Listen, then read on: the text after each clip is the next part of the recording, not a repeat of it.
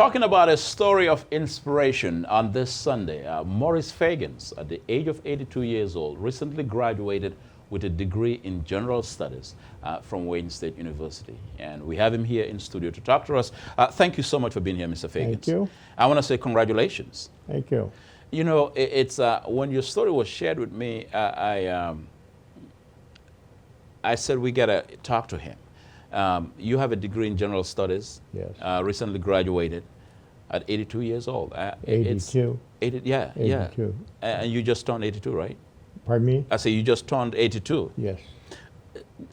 Tell us your journey, why you decided to continue to stay in school. Well, I've been going to school since 1960, roughly. Uh-huh. And spent time in the Army and so forth. And then I decided to write and ask them, can I get my degree? I had the hours. Okay. Just didn't have a degree because I needed a language. And I wasn't ready for a language. I'd already completed a career. Right. But why did you feel, I mean, I mean, at this age, what was the fulfillment for you? Well, partially my son and wife. Okay. They had their degrees and they passed on. Okay. So you felt it was important for you to have your degree. And what was that like? Was it a challenge for you in terms of the classes that you took? Oh, not much of a challenge, no. Like I said, I had roughly 41 degrees in the 41 years in the Army and civil service.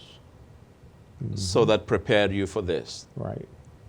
But in taking your classes, what was that like among your colleagues who were in your class? Because you were in a classroom, I'm sure, with other folk who are way younger than you. I mean, you look young at 82, but you're in there with folks who are way younger than you.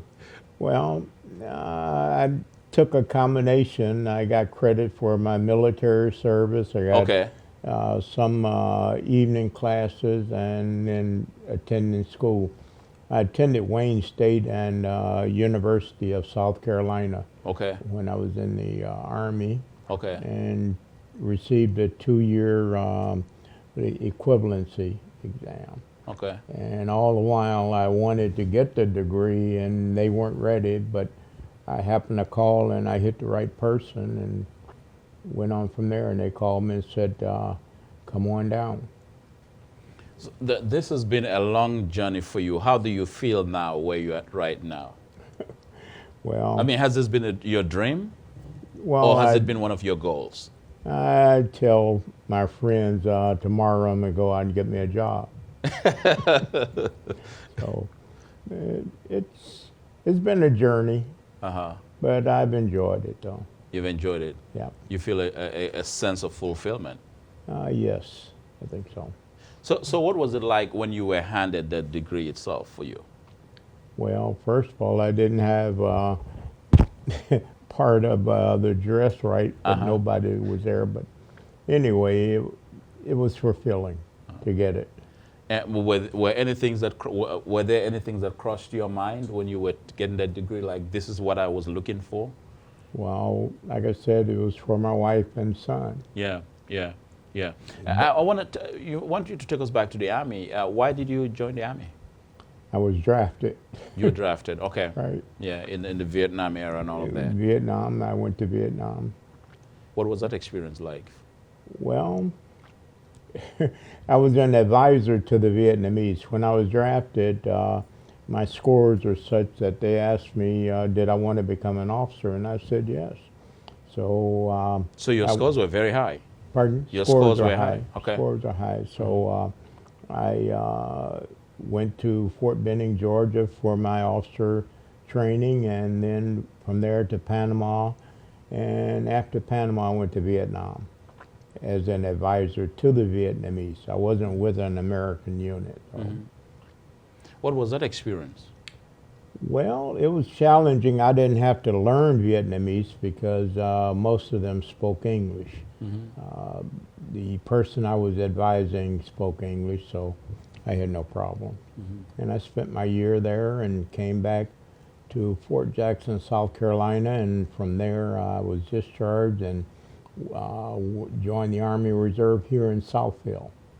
and spent roughly 22 years in Southfield with the Army Reserve.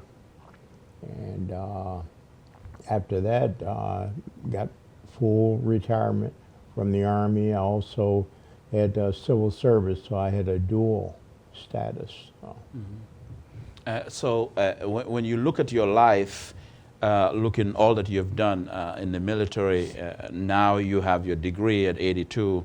When you look at your life all over again, you think you would have done the same thing all over, or would you have gone a different route?